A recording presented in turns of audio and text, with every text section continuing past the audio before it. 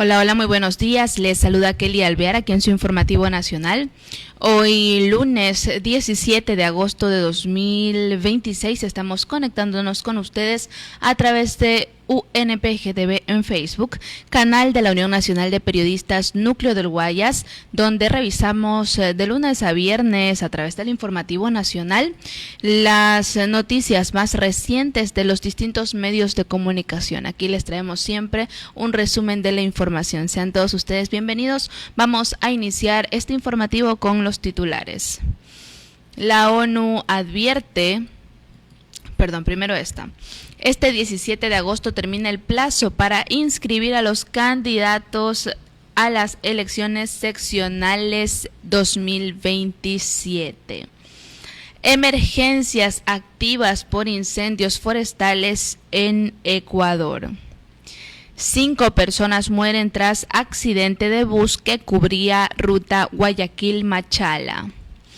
Mueren al menos 7 personas en una estampida en un templo hindú en India. 6 playas de Málaga cerradas al público tras detectar bacteria E. coli en el agua.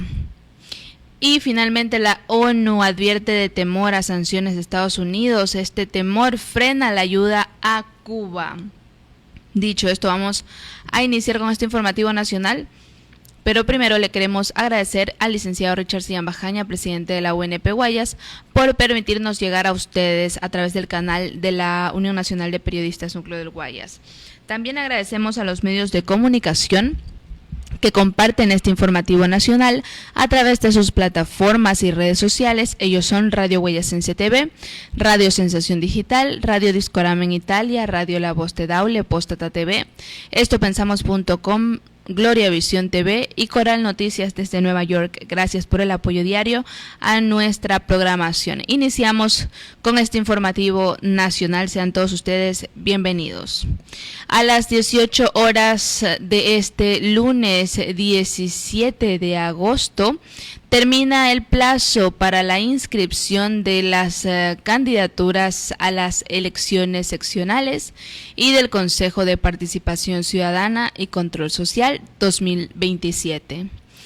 En Azuay, en estos comicios se deberán escoger un prefecto y viceprefecto, 15 alcaldes, 52 concejales urbanos, 33 concejales rurales y 305 locales de los gobiernos autónomos descentralizados, GATS parroquiales. Gabriela Solano, presidenta de la Junta Provincial Electoral de Azuay, indicó que el Consejo Nacional Electoral, CNE, tiene habilitado un simulador en su página web www.cne.gov.es para apoyar la inscripción. Uno de los requisitos es que al menos el 50% de los encabezamientos de las listas corresponda a mujeres y que se incorpore un mínimo del 25% de jóvenes entre 18 y 29 años.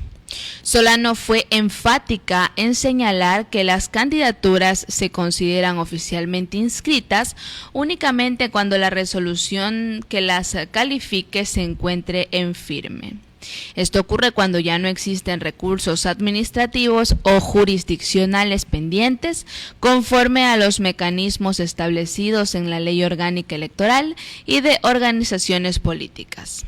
El listado oficial de candidatos se conocerá el 9 de noviembre de 2026 según el calendario electoral, aunque las resoluciones pueden quedar en firme antes si no se presentan recursos. Seguimos, esta primera nota la hemos leído de elmercurio.com.es y asimismo el Mercurio nos indica que existen emergencias activas por incendios forestales en Ecuador.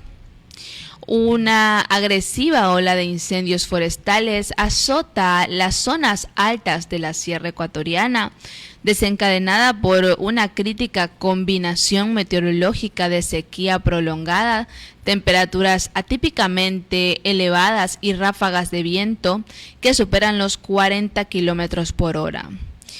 Esta confluencia de factores ha convertido la vegetación nativa en un combustible altamente inflamable, propagando el fuego con rapidez. Ante esta compleja situación, la Secretaría Nacional de Gestión de Riesgos mantiene un despliegue operativo de emergencia en al menos 5 provincias del Callejón Interandino para mitigar el avance de las llamas. Pichincha se ha consolidado como el foco más crítico de las últimas jornadas, con incendios de gran magnitud y sectores rurales del distrito metropolitano, de Quito, como Sixipamba, en la parroquia de Pifo, y las inmediaciones de la Reserva Botánica Pululahua en San Antonio de Pichincha.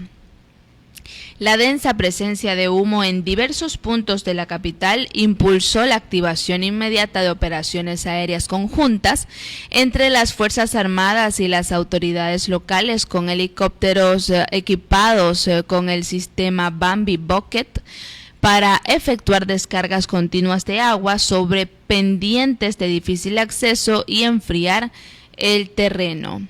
Durante el fin de semana, las labores de sofocación y enfriamiento no se detuvieron y se concentraron en el incendio de San Antonio de Pichincha, que ya ha afectado aproximadamente 450 hectáreas de cobertura vegetal.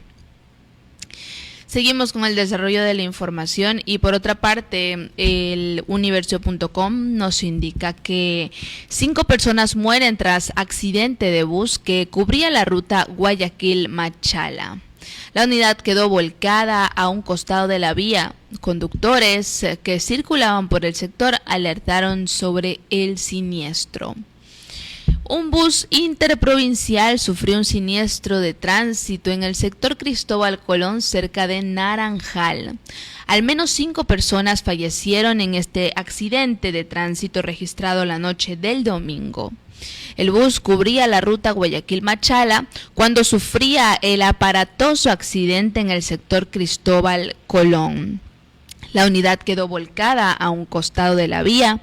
Conductores que circulaban por el sector alertaron sobre el siniestro. A más de las personas fallecidas, 12 pasajeros resultaron heridos tras el volcamiento de un bus de la cooperativa Rutas Orenses. Continuamos con la información y por otra parte, Euronews.com nos trae un reportaje con el titular de que han muerto al menos 7 personas en una estampida en un templo hindú en India. Veamos este reporte de Euronews.com. Al menos 7 personas han fallecido y más de una docena han resultado heridas en una estampida ocurrida en un templo hindú del estado oriental de Bihar. La estampida se produjo en el templo de Ashokdam a primera hora de este lunes, cuando miles de fieles se reunieron para realizar ofrendas a la deidad hindú Shiva.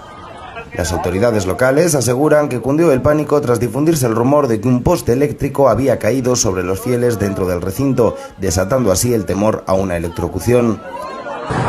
Poco después llegaron 2 trenes, lo que aumentó considerablemente el número de personas dentro del templo y provocó la estampida cuando los fieles se apresuraron a escapar. Según informes locales, muchas de las personas fallecidas en la estampida eran mujeres. Al menos 4 de ellas tenían entre 44 y 55 años. El ministro principal del Estado calificó las muertes de desgarradoras y anunció indemnizaciones de aproximadamente 3.500 euros para las familias de cada una de las víctimas. El primer ministro de la India también expresó sus condolencias y añadió que las autoridades locales estaban prestando asistencia a todos aquellos que lo necesitaban. Bien, continuamos con el desarrollo de la información, en este caso ya en el ámbito internacional, y también nos dice Euronews.com que 6 playas de Málaga están cerradas al baño público tras detectar la bacteria E. coli en el agua. En Málaga, las playas de Campo de Golf San Julián, Guadalmar y La Misericordia, Sacaba, San Andrés y El Palo han quedado cerradas al baño después de que los análisis realizados este domingo detectaron la presencia de la bacteria E. coli en el agua.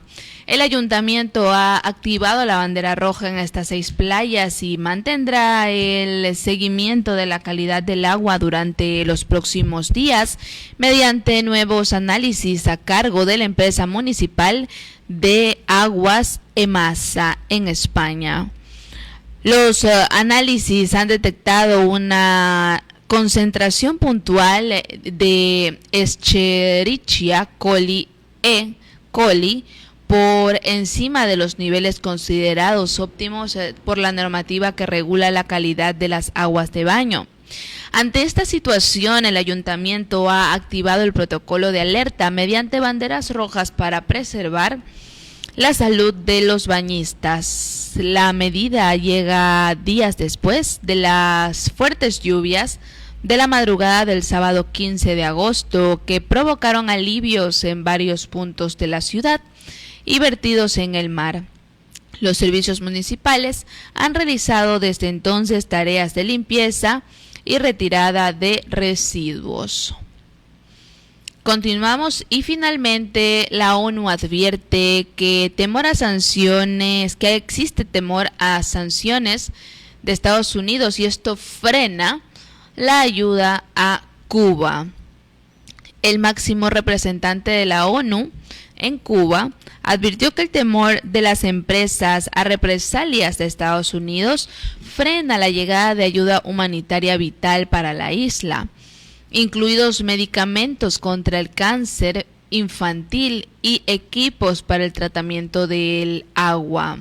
Francisco Pichón, coordinador residente de la ONU en Cuba, declaró el jueves 13 de agosto de 2026 que el clima de temor a las sanciones estadounidenses entre las navieras aseguradoras y bancos han provocado un overcompliance o en un cumplimiento excesivo de las normas en español. Esa situación obliga a las agencias de ayuda a desviar la carga y retrasar las entregas destinadas a hospitales y escuelas. Textualmente dice que responden al riesgo de ser sancionados simplemente retirándose temporalmente de proveer esos servicios, explicó el representante de la ONU en Cuba, el señor Pichón. Desde enero, Estados Unidos impuso un bloqueo de facto al suministro de combustible a la isla comunista, lo que agravó la crisis energética que ya enfrentaba y ha provocado prolongados apagones que trastocan la vida de sus 9.4 millones de habitantes. Washington también ha amenazado con imponer sanciones a las empresas que comercian con el gobierno cubano, lo que ha agudizado la escasez de productos básicos. No hay alimentos para nosotros, dice textualmente, no hay alimentos para nosotros los ancianos, declaró a la AFP José Antonio Ortega, de 68 años. Ortega, que reside en La Habana, precisa que su pensión no alcanza para nada.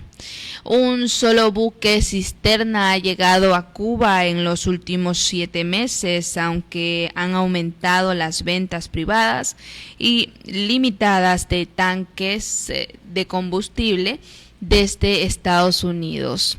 Son cuestiones que no teníamos unos meses atrás, pero que hoy en día por el desabastecimiento están afectando a toda la población, no solamente a la población más vulnerable, comentó textualmente el señor Pichón de La Habana. Las empresas actúan con cautela ante cualquier operación que pueda poner en riesgo el vital acceso al sistema bancario estadounidense o a la mayor economía del mundo.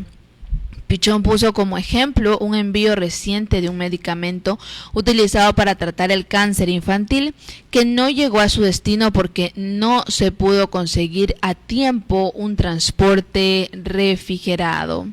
Según él, lo mismo ha sucedido con kits de salud reproductiva para mujeres embarazadas y material escolar. Los datos del gobierno cubano indican que la crisis se está agravando rápidamente. La mortalidad infantil se ha duplicado, mientras que el índice de supervivencia de los niños con cáncer ha descendido del 85% al 65%. La escasez de agua también se está agudizando según la ONU. Alrededor de 3.5 millones de personas sufren de interrupciones del suministro de agua potable y cerca de 1 millón dependen del reparto mediante camiones cisterna durante la falta de combustible y de electricidad para los sistemas de bombeo. Pichón destacó que la crisis no solo afecta a las instituciones cubanas, sino a la propia labor de asistencia de la ONU, que se ha visto obligada a depender de suministros de combustible cada vez más escasos a través de canales privados. Con la temporada de huracanes en el Caribe, que comenzó en junio, los funcionarios de la ONU expresan especial preocupación por vulnerabilidad de los sistemas de agua y saneamiento, así como el riesgo de brotes de enfermedades. Estamos ya viendo cómo esos riesgos se producen en costos e impactos humanitarios, concluyó Pichón. Él es representante de la ONU en Cuba. Esta es la situación que está pasando en la isla. Bueno, espero ver qué opinan ustedes acerca de esto en sus comentarios. Y de esta manera estamos culminando con la revisión de las noticias más recientes aquí en su informativo nacional. Como siempre, de lunes a viernes a partir de las 10:30 les entregamos lo más reciente en cuanto a noticias de carácter local, nacional e internacional, lo más relevante a nuestro criterio para que ustedes tengan la información al día. Yo soy Kelly Alviar y les deseo que tengan una excelente semana. Nos vemos mañana martes. Que les vaya bonito. Chao, chao.